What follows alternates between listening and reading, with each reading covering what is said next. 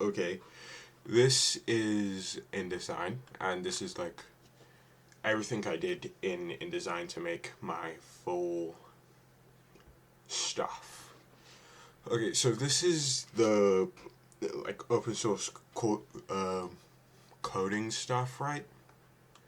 And basically, it like tracks a bunch of different stuff, but what I specifically used is the detect hands. And as you can see on this like little screen here, I've like added some stuff, but basically it tracks these points on my hands, and then I do other like math stuff or tracking stuff to get values like scales between the thing. I think that's currently controlling the speed, and like when when it gets like past another dot. Actually, I'm not sure what this does because this says speed on it. Honestly, I don't know. I've done a lot of work, and it's been a while, so I've kind of forgotten what every single little thing that I did does. But right here is clamp math. It just it basically just it like tells the different distance between two stuff. There's some stuff in there. It, like some nodes and stuff that does stuff. I'm not explaining this very well. Then we have the interface. This is how I actually get all the stuff onto my hand.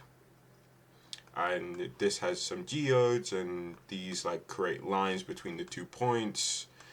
And there's some, these are like words, so they're words, and then you put them in specific places that you want compared to, and you can like have them on the specific point that you want, so it's always referenced to one bit. And then this is rendering, and then this is the over, so it actually puts it on the screen. That's what over does. And then this is an out. There's like, oh, and this is like color stuff. These will I tried to, and it does technically work, but basically it should turn like a blue color, as you saw just like right there. One of my hands should make it turn blue. The line, so these are colors, right? These like control the colors of the line. The lines aren't very thick. I should have made them thicker, but basically I wanted it to change colors when it did something. It didn't really work out, but it's still there. And there's some other stuff as well that basically does more stuff. I have some math being outputted, and that goes into our next thing, is where I turn the my hand data. I think of this hand. It looks like, yeah, this hand. Basically, I turn my hand data into sound. So I turned, this is the sound section here. So I took the data from my hands where it gets that stuff, put it into a oscillator, and then I put that. This is what the sound sounds like, by the way. Like this. And that is affected by the Y and Z. Kind of. It's not very refined. If I was to do this again, I would refine it a little bit more. Maybe make it more, I don't know. But it works off my second hand, not my first hand. So if I was to take this hand off, this would become my first hand and would no longer control the sound. Yeah, so I need to have two hands to make it work properly. Let me just turn that sound off. Okay. Yeah. So basically, I put that sound into this chop thing. I'm honestly not really sure what chop does, but I turned that into sound, and that sound into the specific effects that we see with this video. So this specific effect affects this video with my hand movement. So it affects both the sound and this specific effect that I made with more like geos and stuff. Basically what happens here is a bunch of lines in like a grid, and they like connect together, and then the color of it is coming from the video. So like it's each line is being colored specifically on the video, obviously, and that goes through rendering, conversations, and stuff like that. And then we can move on to this one in the background. Actually, this one was very simple. I wish I could have gone like a more, like, how do you say, more playing with it, because I felt like I couldn't. All I was really playing with it was with the speed of how the balls are moving. They're just like moving in a kind of speed. So it's nothing really interesting. It just has a displace and a RGB. That's how that color's coming about, and it's like slightly delayed. That's what that is. So there's only really one thing going on there, and I really wish I could, play with it a lot more. I wish I had like thought of something or found a video that really allowed me to play with it a lot more. And then onto our final section of this bit. Well, final section. Yeah, onto the last video, the fish video. This has two, I can play with this in two ways. So I can affect the speed of it, and I can affect the bloom of it, so it turns that like pinky color. And basically what's happening here, it's that it's a point grid map, like it's a bunch of little squares in a 3D space, and you can see it here, how it's being layered. So that's like how it's working. Obviously all that pink stuff is on top of this geode stuff, so you wouldn't see it here, but this, you can affect the speed of it with this finger here. Yes, this is some stuff. This is, the box, and then the small box that makes up all the tiny little particles there. And originally the background was white, but I decided to make it black. I think it just looked a little better.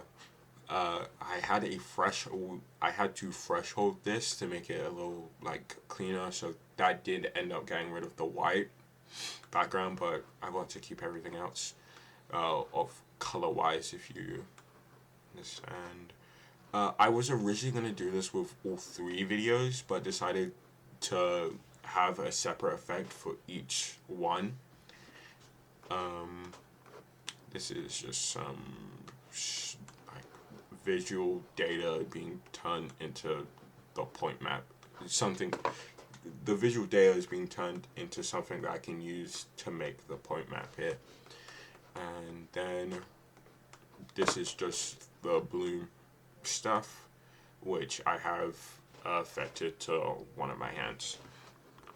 I hope I did explain that well enough. It's kind of hard because I watched a lot of videos, just like around of. First, I started with the creators of MediaPipe, and then I went on to other things, and I tried to experimenting, seeing what I could do with MediaPipe and other things. And there's a lot more that I wanted to try, but just didn't have enough time. But yeah, there's a couple other like minor stuff, like this here is a trigger.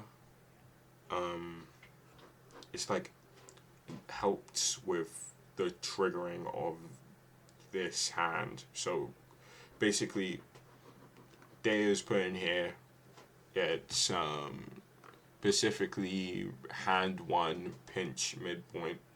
So I actually don't know which one it is. It's one of them. It is one of them. But basically, this just helps with. I remember, it helps with switching the videos. Next, it turns it into like either a 0 or 1, so I can switch between the videos, and that's how I did that. So, just over here, yep.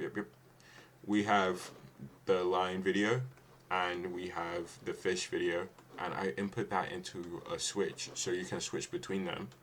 And then but the switch can only handle 2 videos, but I have 3 videos obviously, so I have the ball video, and then I put that into a cross, so practically, so I can switch between the 2 obviously, and then the 3rd video is always playing, and then at some point that also gets changed with something. A lot of the things that I did was late at night.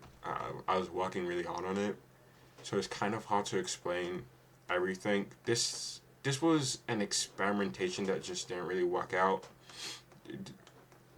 All this stuff here, I was trying to do something very cool with this what is it called, bore, but it just didn't work out. It was supposed to be like a delayed effect, but I couldn't like figure out how to make it work or really how to play with it in a way. That's why I really want to do something different with the ball. I just felt like I could have done something more interesting with it. Oh, sorry. Okay, yeah. I think that's like the basics of it, of what I did. Yeah, anyways, basically, InDesign does have its own hand tracking features, but MediaPipe, it really has all this stuff here. It can detect poses. Oh yeah, I had this idea. Oh wait, start again.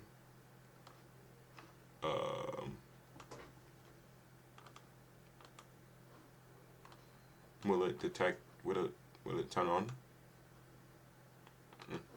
Anyways, but like it has all this stuff that you can do a bunch of different stuff with. You can do facial features, like you can make it recognize like smiles. So there's just so much you can do with it, and I would like to continue testing it.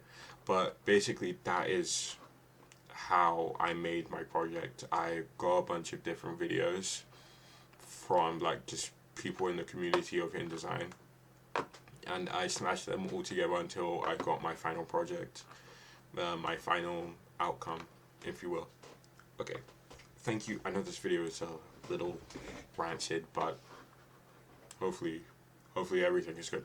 Anyways, thank you and goodbye.